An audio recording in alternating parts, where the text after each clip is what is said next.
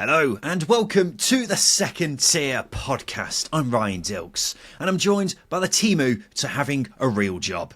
It's Justin Peach. Good day to you, Ryan. Just a look at this, us recording on a Wednesday, an episode on a Wednesday. Who would have thought? It's like Christmas. Oh wait, it's another bloody holiday. That's what it is. That's what it is. It's a fixture disruption. I was going to make some religious joke, but I thought I'd stay well clear. You already did that in Sunday's episode. Stay well clear, please. Yes, for those who are a bit confused about why we're releasing an episode a day earlier than usual, it's because of the Easter weekend games. So we've got the games on Good Friday, which means all the episodes this week are a day earlier than usual. Hence why we're doing the midweek show on Wednesday. The preview show will be out tomorrow on Thursday. Before we start, Justin, I was wondering if you wanted a quote from the Book of Warnock, the qualified chiropodist, as he's also known. Yeah, the guy who likes an ingrown toenail. Yeah, go on, give me one.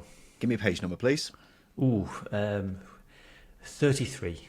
33. How many pages are in there? There is 120. Shit, that's there's about 3 quotes on each page, so there's a lot of quotes in here. They track that out.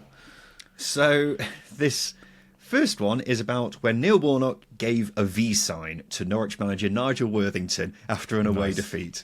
I won't deny that I flipped my fingers in his direction, but only because I was so disgusted and frustrated at being humiliated by a fellow manager. If the same circumstances arose, I would do the same again. I held out my hand for 6 or 7 seconds, but he kept on talking and turned his back. There was no mix-up. He even looked me in the eyes. He's just so bitter, but it's wonderfully bitter, isn't it? I love it. If you think that's bitter, Justin, would you like to know the other quote, which is about Gary Megson? Yes. Oh my God, yes. Give me that Gary Megson quote right now. Anyone who knows Gary Megson knows he is the biggest moaner around. I thought it'd be worse than that. Yeah, he's stating facts there. I don't know if Gary Megson is or not, but yeah. I'm sure in the book there is more Gary Megson quotes, because he was never a big old fan of old Mego, was he? Yeah. Was Neil? Battle of the Bramall Lane put paid to that relationship. Exactly. There you go. Welcome to the number 1 championship podcast, the Second Tier. Thank you for joining us wherever you are. Yes, you may have guessed from the title of this episode that we're going to be going through some of the free agents in the championship. Well, soon to be free agents, we should say. Some of the players who are out of contract in the championship this summer and making a lovely 11 out of them. But we're not just doing that. We're also going to be talking about some of the news from the past couple of days in the championship. We've got a few bits and pieces to go through there, particularly with what Stuart Webber, the former Norwich sporting director, has been saying recently. So that's the show today, ladies and gents. But so just let's kick things off with our free agent 11. Got to be said, there's a lot of talent going for free this summer, isn't there? I was looking through it and I was quite astonished at some of the players who are available on a free this summer. Well, it's always the case, isn't it? You always are surprised. I think the standard of players got better as it went forward in the positions, because I think the sort of goalkeepers and defenders, as you'd expect, there's a few ageing players at the wrong end of their careers, coupled with long-term injuries coming back from them, not really committed to contracts yet. But then you get to the attackers, and my God, there are some good attackers available, really good attackers. And there's even more actually that have got options to extend, so they've not even agreed new contracts yet. Likely to stay at the clubs beyond the end of the season. They're not going to be included in this 11, but it's still astonishing that those players haven't got new deals yet. I will point out I've missed out the players who have got options to extend because I just can't be bothered with all that hassle.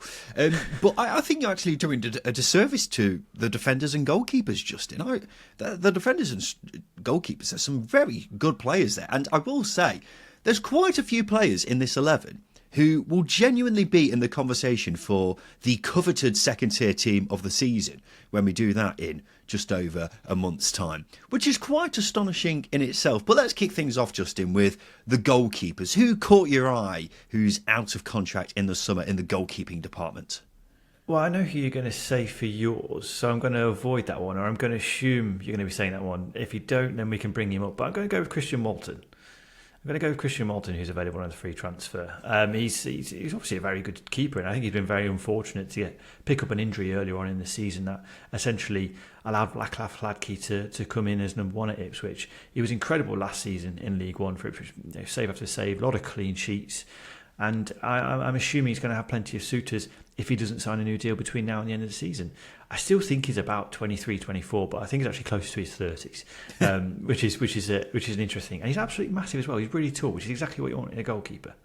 I will point out, I'm pretty sure Walton has a year option in his contract. It's one of them where it's really annoying, the whole year option thing, but I'm pretty sure that's the case with him.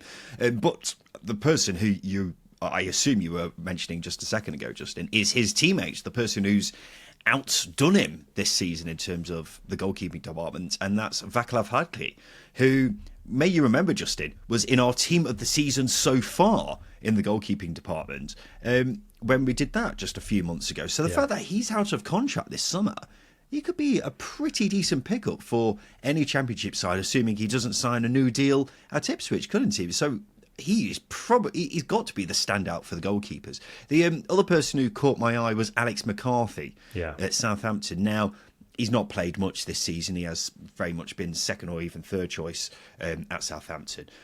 But I was quite interested to see that there was an article from just over a year or two ago that stated that Alex McCarthy was the second highest earner at Southampton. So the fact that he may be relieved of his duties at Southampton in the summer is quite interesting on that account, because he must be earning a pretty healthy wage, which is not bad when you are essentially a backup goalkeeper for Southampton. Do you know what I mean? It's a pretty decent gig, isn't it? But he's one of the best second-choice goalkeepers I can think of, because every time former England, how many caps? 1, 2, 3? Yeah, it still counts. It still counts. Yeah, exactly. Yeah, former England. He's one of those keepers that whenever he's come into the Southampton team because of first choice goalkeepers getting injured, he's always been brilliant. He's always been brilliant, and he's always played himself into that number one position, and then unfortunately either dropped off. Form dropped off or just been replaced, and he's obviously been playing second fiddle to Gavin Bazunu all season. I think maybe Bazunu's been quite lucky to have not been dropped, because he's not been as assuring as others, but as he could have been. But McCarthy, certainly one of the better ones. I think he's 34, 35 now as well, which is a good age for a goalkeeper, I think. Yeah, I think he's still got a bit of game time still left in him. But in terms of our selection for goalkeeper, Justin, it's got to be Hladky, hasn't it? The only thing I get nervous about Hladky, because he's having a really good season, and this has been his sole season as a first choice at Ipswich, and therefore his first season in the Championship as well. So I am a little bit nervous, but considering his form, considering the amount of saves he's made, yes, he's made mistakes, but he's a goalkeeper who likes to take risks. Goalkeepers who take risks do make mistakes. So yeah, absolutely, fully deserving of this place in going to be unemployed come the summer 11. Yeah, I think he will have a few suitors, it's got to be said, unless he does sign a new deal at Ipswich. But he's been one of the best keepers in the division this season, so the fact that he's possibly going to be available on a free in the summer, quite remarkable, really. Let's go into defence then, Justin. Quite a few names here. You weren't too impressed with the options here, but I've got to disagree with you. Some of these players, again, genuinely will be in the conversation for team of the season coming the end of the season. Who's top of your list here?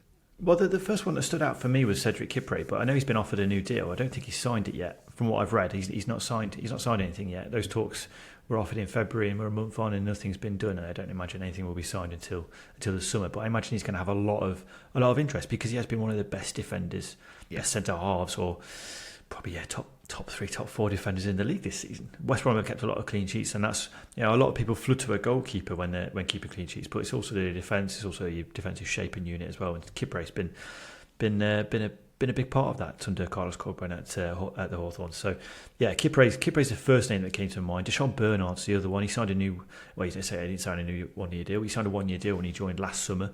He's been brilliant over the since Danny Rule came in. From what I've read, there's no option to extend as well.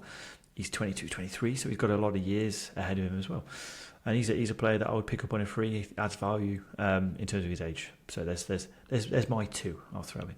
Yeah, I think Kipre's the standout one, isn't he? Because he has been absolutely phenomenal for West Brom this season, maybe even their best player this season. And the fact that he is out of contract in the summer goes to show, first of all, how out of favour he was at West Brom, basically this time last year, and also that he's possibly just holding off a bit, because he may be thinking, well, there may be other clubs sniffing around me, because it wouldn't surprise me if he's playing Premier League football next season. That's how good he's been. Wow. Still 27, I think I'm right in saying, so he's still got a few years left in the tank in him. So if West Brom don't manage to tie him down, it wouldn't surprise me if some top clubs are really having a look at him. I mean, when I say top clubs, I mean by Championship standards, you know what I mean. But yeah, I think he'll certainly be one who will catch the eye of quite a few people.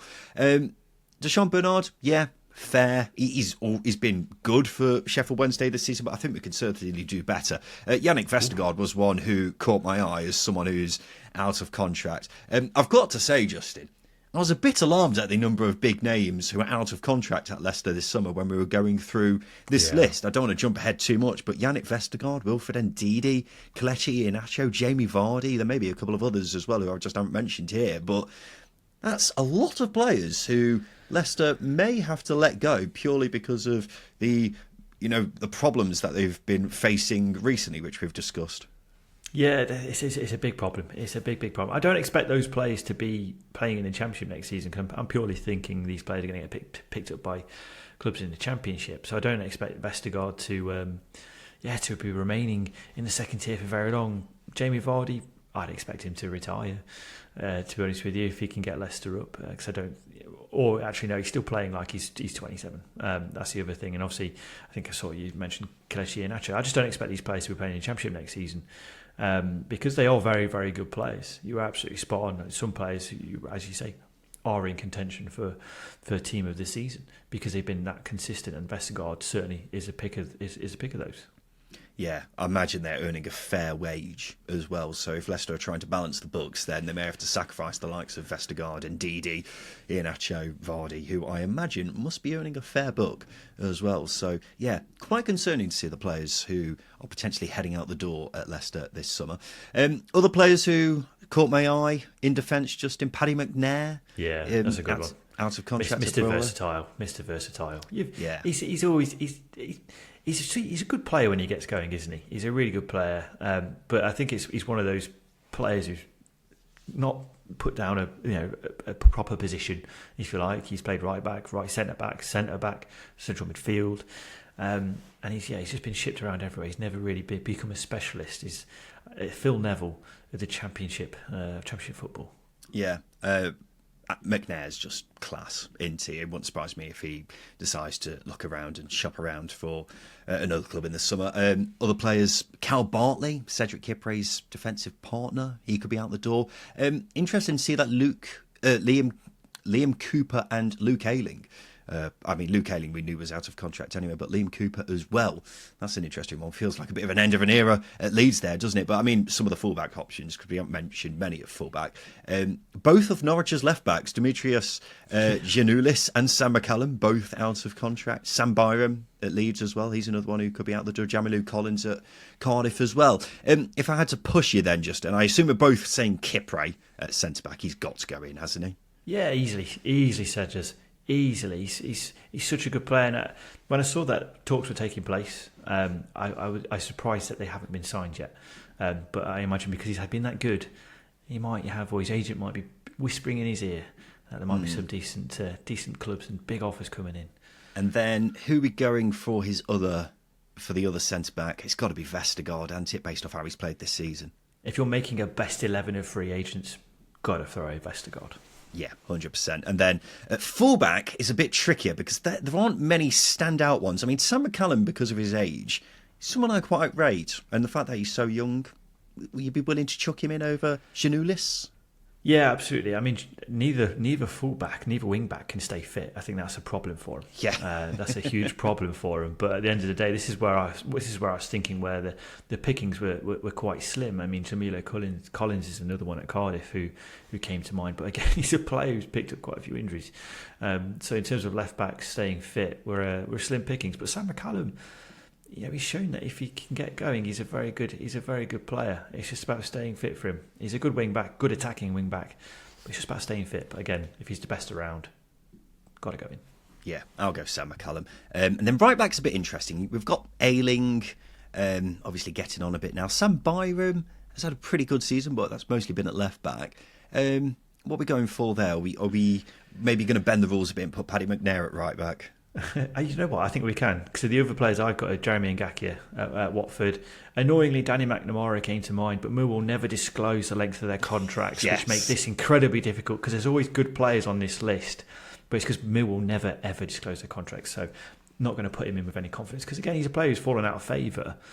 But he's a good player. He's a very good player. He was very highly rated at one point. He's just dropped off a little bit. Sometimes fresh club, fresh surroundings can bring the best out of you. But yeah, for the sake of Millwall not being fair to us, let's put Paddy McNair right back. Yeah, so the team, how it's looking so far, it's a pretty good team, really. Vaclav Hladky, Paddy McNair at right back, Vestergaard and Kipre at centre back, then Sam McCallum at left back. Pretty good going so far. Not many. There aren't many elderly statesmen in this team, as you usually expect in a kind of out of contract 11. Yeah, we're avoiding them. But I mean, we've got some injury problems at left back, but yeah, I'm sure we can look past it. Yeah. Let's go into midfield then, where I've got to say the standard is pretty incredible. Struggling for wingers a bit, but I'm sure we can work around that. Obviously, Wilfred Ndidi, he's someone I mentioned before. You'd be very surprised if he's still playing Championship football next season. Someone who's got to be one of the hottest properties in the summer, Justin, has got to be Coventry City's Callum O'Hare, hasn't it? I saw recently that Italian clubs are sniffing around him, which is quite interesting. But Callum O'Hare, he's going to be someone who's going to be interesting quite a few different parties this summer, I imagine. I mean, without a shadow of a doubt. Come on, he's top quality, isn't he? I think there was obviously the proposed move to Burnley last season that never went through. There was the unfortunate couple of injuries he sustained as well, but he came back firing. You don't usually get that when a player comes back from a long-term knee injury. You don't normally get that, and for him to come back and for him to be firing as well as he was, it's a testament to him. It's a testament to Coventry as well. But unfortunately, yeah, he might be leaving. He might be leaving the CBS this summer. I mean, if any club can pick him up on a free transfer, they've got a £10 million player at the very least. He's such a good dribbler, and he creates so many chances. I think the only thing you've always been able to hold against him is his end product, or not his end product actually. It's probably unfair. His ability to score more goals, essentially. But putting that aside, he's a player who gets into good areas and gets good players onto the ball in good areas. He hurts teams. Put him in. Yeah, only 25 as well, so still got a lot of years to go. So you'll definitely be getting value if you do get him in. So I think Callum O'Hare is definitely going to fit into this team somewhere. Plus, we can put him on the wing as well, which, as mentioned, we are struggling for wingers a bit here. A couple of players who have had kind of born again seasons. Justin, Alex Mowat at West Brom, Alan Brown's another one as well. Who interesting, Alan Brown, because he has had. He's probably had one of his best seasons in a long time, and it's all because he's out of contract at Preston. Maybe. So he's certainly someone who I think a lot of Championship clubs will have a close eye on, although he was linked with, bizarrely, Salernitana in Italy back in January. Italian clubs sniffing around the Championship. This is a thing, apparently, Justin. Apparently it is a thing. I can't remember where I read it. Someone did a piece on it in the past week where they said Italian clubs are looking at the Championship because they just think there's value here. And they're absolutely right, aren't they? Players like Alan Brown, if you get them on a free, would certainly do you a job. But anyway, that's beside the point. Chris Willock's a free. He's Whoa. I know what you're going to say, Justin, but he's not been as good in the past couple of seasons as he has been before, if you know what I mean. I think that's unfair. I think he was electric at the start of last season. And he picked up an injury, and then as the World Cup break, Beale left, and things dropped off for him, and then he was playing under Gareth Ainsworth. So you can rule out any technical quality in that Gareth Ainsworth team because he just wasn't playing to it. So actually, six months of his QPR career just completely passed him by because the ball was literally passing him by.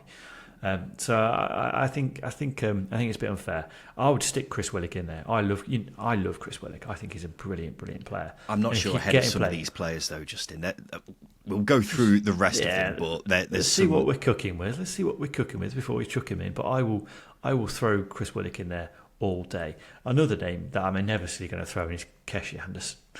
For God's sake, this guy.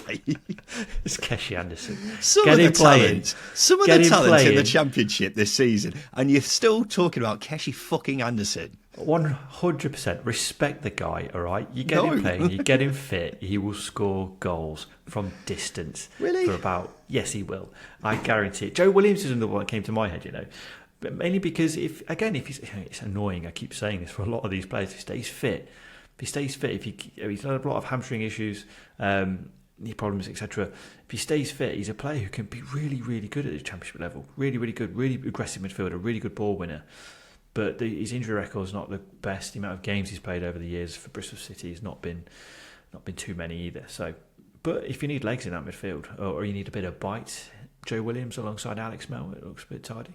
Justin, if you want a bit of bite in midfield, then Sam Morsy, mate. Sam Morsy is out of contract this summer, which is pretty mad, really. One of the best midfielders in the division this season, of course, playing at the heart of that Ipswich team, has been the engine there. So the fact that he is currently available on a free, I think he was being linked with Saudi Arabia in the past year or so. So maybe that's something that will be on the horizon for him. But I think he has also said that he would like to finish his career at Portman Road. So Interesting to see what happens with him. And then final one for me is the Scottish Iniesta, Stuart Armstrong at Southampton, available on a free transfer. Another one who, if Southampton still are in the Championship this next season, be surprised if he's hanging around. But still, he's one of those who, once he's come down to Championship level, you start to appreciate how bloody good he actually is. So maybe someone to consider in this team, plus can play on the wing as well. So when we're putting this midfield together then, Justin, if we're going for a 4-4-2, just try and fit in as many players as possible, then I feel like we've got to put Wilfred Ndidi in, haven't we? Just because it's Wilfred Ndidi. He's too good for to be playing at this level, really. Callum O'Hare can play on the wing, can't he? He's got to go in. Who else are you siding towards? Sam Morsy? Yeah. I mean, the only thing is I don't know. I feel like I'm thinking too FM about the Football Manager about this, and thinking he's 32. Would I want to sign him at 32? Has he got another season left in him? Because if he hasn't, I'd rather go with Alex Mowat. Because, as you say, born-again season from Alex Mowat, really, really good in that midfield shape as well. Because he's taken on a different role to the one he had at Barnsley when he really, really came on as a player in the Championship. So I might side towards Mowat, but maybe I'm thinking a little bit too much about the practicality of the decision, shall we say. I'm not completely against Alex Mowat being in the team, so we'll go with that. And then on the other wing, Stuart Armstrong or Chris Willock? Keshi Anderson, sorry. We're not considering Keshi Anderson. Okay. Well, it's really disregarding of you. I'm not going to lie to you. If I was going to throw somebody in, I think I'd pick Chris Willock over Stuart Armstrong. Purely on age. Yeah, age, that's a big factor. If you can get him back to the player from 3 seasons ago, then you've got yourself one hell of a player. But he is still young. He's definitely still got that. He's player younger than Armstrong. in him. He's younger than Armstrong, isn't he? Yeah, I think that's the thing that would push him. That's fine with me. Okay, so midfield of Callum O'Hare on one wing, Chris Willock on the other, Alex Mowat and Wilfred Ndidi in the middle of the park. Solid. Very solid. I love it. Solid with a bit of sizzle. Ooh, that's what we like. And then up top, Justin, we have quite a few big names. Plenty of these household names by Championship standards. Of course, we've mentioned Kelechi and Acho already. Jamie Vardy as well. Will he retire? That's another question. I mean, let's talk about this, Justin. From a Leicester perspective, would you be giving out a new contract to old Vards? If I can't sign anybody, yeah, I think I have to. Yeah, I know he's 37. He'll be 38 next season. But he's still the archetypal cliched fox in the box, isn't he? He's still getting on the end of chances, and if you do feed him good chances, then he's going to put them away. And as well as that, I think if Leicester are going to be up against it next season, you need some personality and characters in that dressing room. And my God, does Jamie Vardy have that in abundance? Because I think a big reason as to why Leicester struggle in the Premier League is because a lot of leaders left. Wes Morgan retired a couple of seasons before. Kasper Schmeichel left. They lost a lot of personality. And I think losing Jamie Vardy at the point where they're at now, Leicester, in terms of all these issues that they've got going on off the pitch, probably would be a mistake for them. Yeah, I think you've got to give him a new deal, haven't you? Not just because of what he offers on the pitch, but more importantly, what he offers behind the scenes, and the fact that it's Jamie Vardy, who is a Leicester legend, isn't he? There's no doubt about it. So yeah, I'd like to see him get a new deal, even though he is getting on a bit now. Shea Adams is another one who's out of contract, probably going to be playing in the Premier League next season, even though he's not had a great season at Championship level. Yeah. He's not been first choice, has he? He's certainly been second choice behind Adam Armstrong, but still, you'd be surprised if he's still in the Championship next season.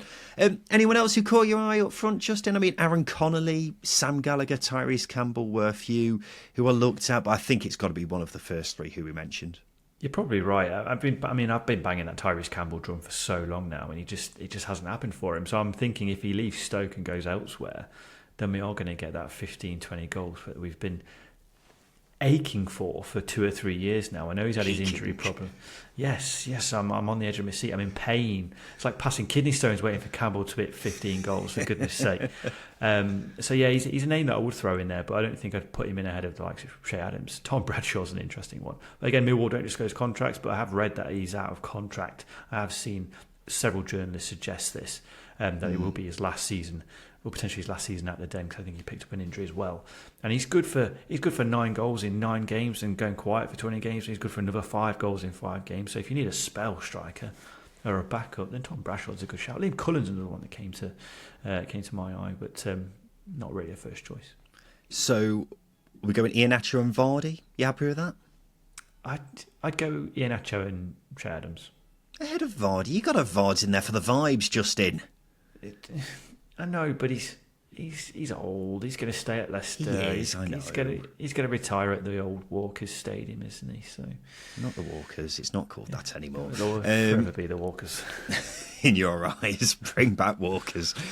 So there we go, ladies and gentlemen. Our team has been assembled. Our out of contract 11 for the summer. We've got Václav Hladký in goal. We've got Paddy McNair at right back, Yannick Vestergaard and Cedric Kipre at centre back, Sam McCallum at left back. Then in midfield we have Callum O'Hare. We'll put him right wing for the sake of this.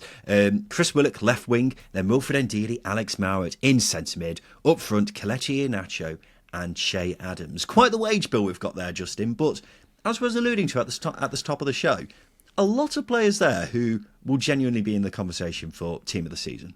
Yeah, absolutely. And money's no object to us. We're ballers, Ryan. We can afford anything. So absolutely, we'll take this 11 into next season. We'll gamble for the Premier League and eventually put the club under. Yep, and I'm not going to disagree with that at all. So there we go, Justin. That's been our out of contract 11. After this quick break, ladies and gentlemen, we will go through footballers our listeners have met in strange places and talk about some of the news from the past couple of days in the Championship. Welcome back to the Second Tier Podcast. So, we're going to be talking about some of the news from the Championship over the past couple of days. But first of all, Justin, it's time for another round of footballers our listeners have met in strange places. This first one is from Sam Rayburn, who's a QPR fan. He says, "Hi boys, I work in golf and live in America." What a great life. And last year I was invited to an Adidas Golf Day in LA. So I went and was being introduced to the other people there. And there was a guy who looked very familiar. He said, "Hi, I'm Jay." And it immediately clicked. Jay Bothroyd, the former footballer. And he rather sheepishly said, yes. And it turns out he spends almost all of his free time playing golf now. And he was very nice, was willing to answer all my QPR questions. And when asked how he ended up in Perugia, he said, "I jumped at the chance to play in Italy because why not? A really great guy, even if he wasn't that great at Rangers. Cheers." I like that, Justin. It's the perfect mix of kind of cult-ish kind of player who... It's a strange place as well, perfectly down to the T. It's incredibly random. And the pun wasn't intended there. Yeah, here we go. Yeah, it's incredibly random. And Bothroyd, what's he doing in America? He's playing golf all the time. Yeah. I feel like I need to know, because he's doing a lot of punditry over here now as well. He does a fair bit. So he's, is he living ever in America? Is he living over here? I've got questions. I'll never get answered. But that was a lovely little anecdote. He's also one of those players who has played in some really weird countries. He's had a bit of a strange career as old Jay Bothroyd. He was really prolific in Japan, and also he's a England international. Yeah. I completely forgot he played for England. Of course he did.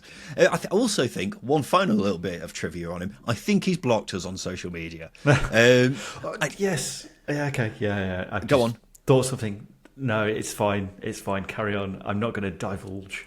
Well, you've left us on tenterhooks now. No, I think I remember when we put out a clip of one of his goals, and I think it got our account suspended temporarily. That was a long time ago, just we don't talk about that anymore. Yeah. But yeah, for some reason he's blocked us on Twitter, formerly known as MySpace. And I don't really know why, because I've checked back and I don't think we've ever said anything negative about him. But nonetheless, he's blocked us anyway. Well, yes, now we can, because he won't know. This next one, this is from Various Camden. He says, "Evening, virgins. In the early 2010s, myself and a couple of mates had a short-lived online bar supplies business. An order was received from one Grant Leadbitter from a Suffolk address. As an Ipswich fan, I took the opportunity to call him, thank him for his custom, and give him and any of the other players a discount code. He was really friendly, if a somewhat bemused chap, and he was happy to talk a bit about footy and told me he was building a bar at his house. I revelled in telling anyone who would listen that I was confident he'd be a town player for a good while with this inside knowledge. He promptly left for Middlesbrough on a free transfer about 2 months later." But good stuff, Justin. I tell you what, this has always been a dream of mine, to build a bar in my own home. I don't know about you. It's never really crossed my mind, but you don't. Judging by Grant Ledbetter's project management, he didn't enjoy it that much. He left after 2 months, so maybe it's not all it's made out to be. So, yeah, you're right. You're probably right. But I'm glad. I'm glad. Various Camden here had a nice time supplying Grant Ledbetter, and hopefully it doesn't say something about how well the business did, that it's not only out of business now, but Grant Leadbitter thought it wasn't that good after 2 months. But there you go. But thank you for getting in touch, Various Camden. And if you do have a suggestion for a footballer you have met in a random place, please email us at secondtierpod@gmail.com, and I'm sure we'll read it out very soon. Let's go on to some of the news from the past few days then, Justin, and we'll kick this off with this. Former Norwich Sporting Director Stuart Webber has apologised after an interview where he suggested several black players he worked with could have ended up in prison had they not been successful at football. Speaking to the Norwich local newspaper, the Eastern Daily Press, he said, "We want to help the guys who really need it, not the ones who are maybe privileged. I saw that with our young footballers. Johnny Rowe wouldn't mind me saying it, but him, Abu Kamara, Max Aarons, Jamal Lewis, Raheem Sterling back in the day at Liverpool, where they come from, it had to work out for them in football because the alternative is potentially jail or something else." Webber is now understood to have contacted the families of those players to apologise. Kick It Out has called the comments deeply offensive and concerning. In a statement, it said to read such callous language being used by someone who, until recently, was a senior executive at the top of the English game paints a very damning picture. Justin, these comments, they're so sickly, aren't they? It's just really left a sour taste in my mouth reading this. Yeah, they just lack any degree of intelligence, really. I mean, he does have previous about making minus comments, Stuart Webber. I'm referring to his comments when he said he's not interested in women's football. Yeah, well, the comments he doesn't have to make. Let me give a bit of context to that, Justin, because you are right. He's no stranger to crass comments like this. This was just as Norwich's women's team were starting to gain a bit of momentum with regards to establishing themselves in the community, where Webber went on to say in an interview that the quality of women's football was really poor and said that's not being unfair, it's just factually correct. In that same interview, he said women's football wasn't of interest to him, which is not what you want to hear from the sporting director of the football club about their own women's team. And then also, when being urged to resign last year, he said, "I'd never move on because of, without being rude, a few divorcees in a snake pit abusing me." So, as I say, no stranger to this kind of controversy, and just coming across as a massive tit whose recent record as a sporting director is very questionable in itself. I don't think that's, anything to do with this, but it's just not a good look at all. No, it isn't. As I say, he's resorting to lazy stereotyping, and he's always taking credit for the success of these players as well, which I don't think is the case. You can't be sat there doing that. I think it's disrespectful to the families of these players, whether or not they had a bad upbringing in and around a bad place or not. suggesting that here, football was the get out of them, I think is completely inaccurate. As I say, it's just mindless. It's inaccurate. It's lacking any intelligence. And as I say, this is a guy who's got previous of saying things without any thought whatsoever. So and the kick it out statement is actually a senior executive at the top of the English game saying these things. It's a big concern. Big concern. Yeah, 100%, really is. And got to be said, his latest comments have probably killed off his chances of getting a job anytime soon. And I'll tell you what, I'm not disappointed about that, because what he said is utterly disgusting and he does seem like an absolute penis. Let's move on to this, Justin. This is Sunderland's Dan Neil. He says the Sunderland players have to take responsibility for the season's implosion. Speaking to the Northern Echo, he said it just hasn't gone our way this year and we need to look at ourselves for that. We need to take some accountability. The mentality is still there within the group and we are going to keep fighting. What do you think about that, Justin? It's interesting, isn't it? Because there's obviously been a lot of factors to Sunderland imploding, in quotation marks, this season. Do you think it's the players? I think he's probably been a bit harsh on himself and the players, to be honest with you. I think, firstly, they are very mature comments from a young individual. I think you've got to point that out there. So hats off to Dan Neil for fronting up, essentially. He doesn't have to take responsibility for it, because I don't think it's down to him or the players. They're a young group. They're a very young group. Young players are going to get complacent. They're going to make mistakes. I like that he wants to take accountability, but those recruiting for the squad, those taking leadership for recruiting for the squad, should have injected some experienced leaders in the team last summer, as well as having a solid succession plan after Tony Mowbray. That's where the problems have really come a crop for Sunderland. As well as that, I think another big thing that gets overlooked a lot is the club lost some big personalities last summer. Danny Bart, Lyndon Gooch, Ross Stewart, Bailey Wright. Some of them might not have been regulars, but they're big personalities. They're experienced leaders in that dressing room. And unfortunately, the club replaced them with children in football terms, and I just don't think it was a wise thing to do in hindsight. Yeah, I think he's correct to an extent, because there were several players who haven't kicked on as much as you would have expected this season, namely Pierre Ekwa. I think Patrick Roberts is another one as well. There's probably a few others, but they're the two who stood out to me initially. You could also point the finger at pretty much all of the new signings as well, bar Joe Bellingham, but even he's had his ups and downs. I mean, when I say that, it's easy to forget. They spent over $2 million on the striker Nazari Rusin, who's done next to nothing this season, despite having plenty of chances.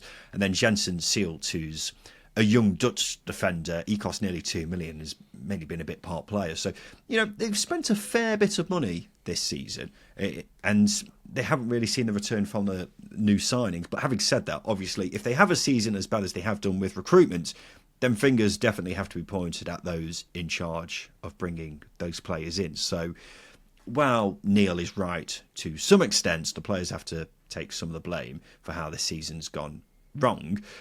After all, they are the ones on the pitch. So I do think he's right, but there's definitely bigger factors at play here, namely the Mick Beale thing. I think that's the big one here, but I mean, their recruitment, just so many different things have gone wrong for Sunderland this season, haven't they? Let's go to this story, which is just strange.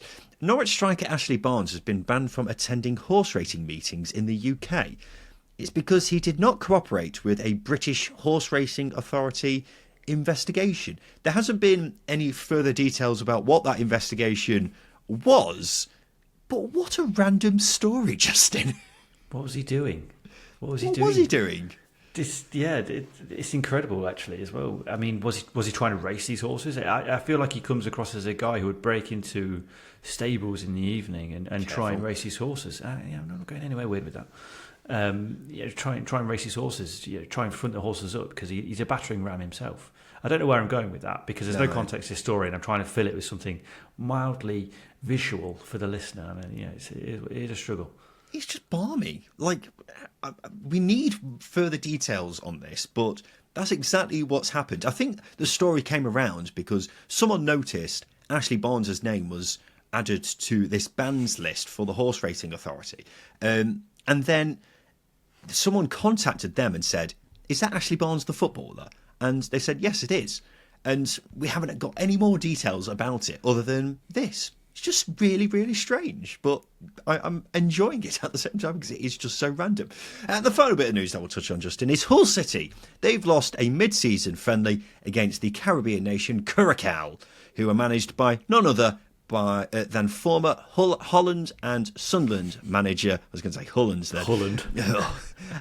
Holland and Sunderland manager Dick Advocaat.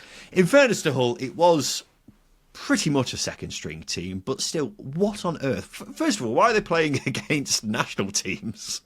Why not? I think we should see more of this. It's like FIFA, isn't it?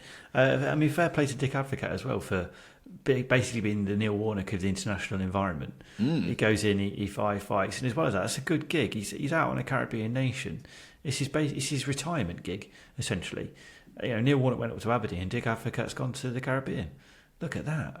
I've got nothing really much to add on Hull City playing Curaçao, other than let's see more of this international domestic, infiltration. Yeah. I know what you're saying. I think I'll be all for it as well because, as you say, it is like FIFA. You don't see these games happening pretty much ever. So I applaud Hull City for breaking the mould a bit. And you are right as well about Dick Advocaat having a pretty nice retirement gig by, lazing around in Curaçao. It's not too bad, is it? Well, I don't know if he is or not. Did you watch? There was a film out recently. I can't remember what it was called. It's about American Samoa and the team that lost 31-0 to Australia. Yes, that team. I've not seen it. No. There was a film out recently, and throughout the whole thing, they're painting it as like they got an American manager, I think. Yeah. Or was he Dutch? Was he German? It was Michael Fassbender, the actor. Yes, he was playing him, and he wasn't the person managing them.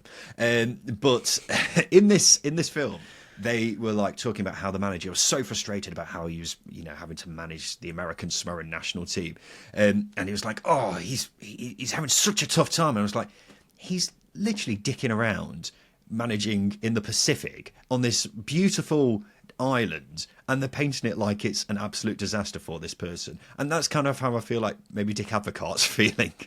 Yeah, there are worse places to be. He's managed pretty much in every country, just about. Yeah, I'm just looking at it now. He's managed the South Korean national team, the Belgian national team, United Arab Emirates, Holland, Serbia, and pretty much some big teams as well. Obviously, Sunderland we mentioned, PSV, AZ, some big clubs. So you know what?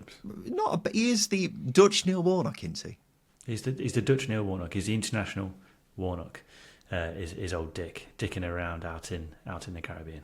Considering 3 years ago he was managing Iraq, I think he's got a better gig now, we'll put it that way. Anyway, we'll leave that there, shall we, Justin? This has been the Second Tier Podcast, and we'll be back again tomorrow with the preview show sponsored by SBK as we make our predictions and look ahead to the round of games on Good Friday. So we look forward to seeing you then. But as I say, this has been the Second Tier Podcast. I've been Ryan Dilks. I've been Justin Peach. And a big thank you for listening.